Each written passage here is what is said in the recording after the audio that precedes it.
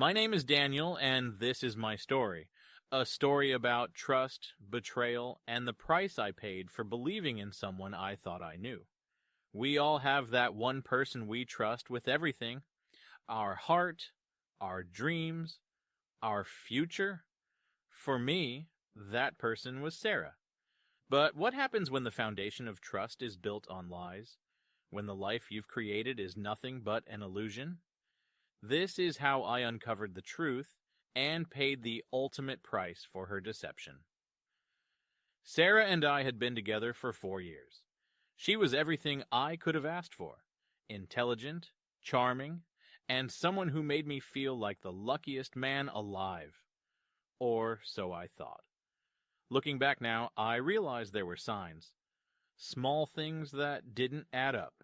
Unanswered calls, sudden weekend plans with friends, and vague excuses when I asked questions. But I brushed it off. I told myself I was being paranoid. That's what love does, doesn't it?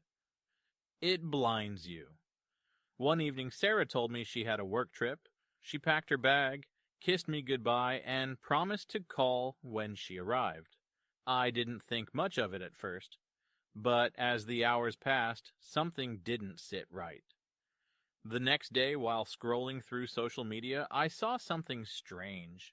A photo of Sarah, smiling, holding a glass of wine, and standing next to a man I didn't recognize. The caption read, "Such a beautiful evening with this amazing woman."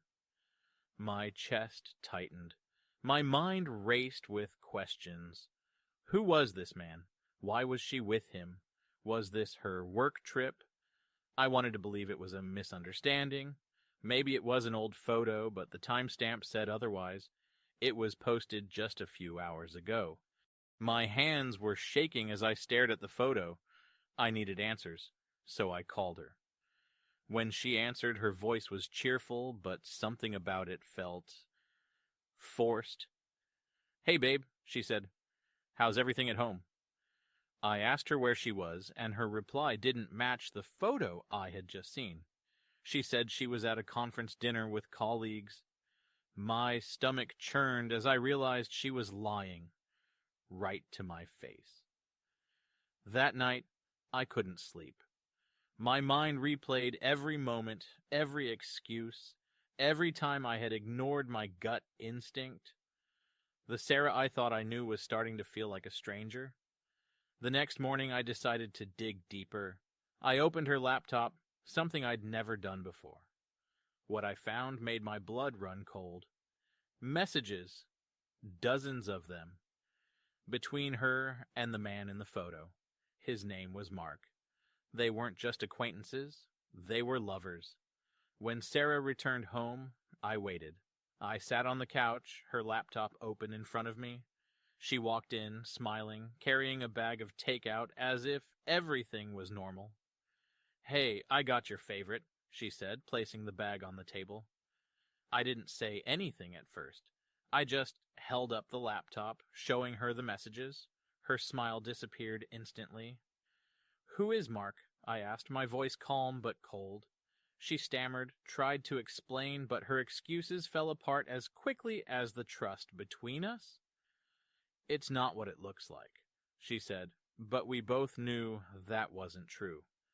The worst part wasn't just the betrayal. It was the realization that the person I loved, the person I trusted with my heart, had been lying to me for months. Her deception came at a price. Not just the end of our relationship, but the loss of the life I thought we had built together. I wasn't just mourning the loss of Sarah. I was mourning the version of myself that believed in her. She begged for forgiveness, promised it was a mistake, but some things can't be undone. Some lies leave scars too deep to heal. That was the last time I saw Sarah. Betrayal changes you.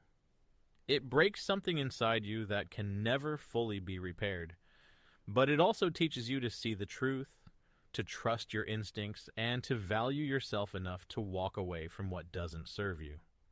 Her lies became my reality. But I've learned that, even in the darkest moments, there's a chance to rebuild, to find strength in the rubble. This was my story, and maybe it's yours too.